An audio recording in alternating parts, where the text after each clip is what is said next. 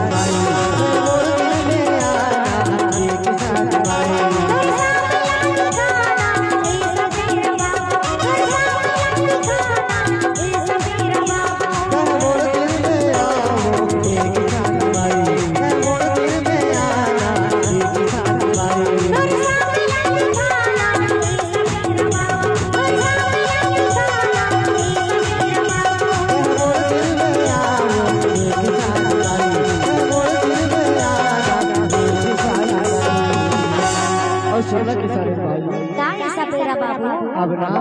हाँ मोर जाए के बेड़ा हुआ तो ऐसे तभी तो बताओ तो सुनना सवेरा बाबू मेरा बात तो सोने की रहू भाई बल और सांप के दर्शन कराने के लिए से लाखेगा ऐसे हाँ लेकिन मोर जाए के बेड़ा हुआ तो देखरे पर तो कही था का था हे आना बैठले लगा बैठले लगा ओ कोनो नहीं घर में आना बैठले लगा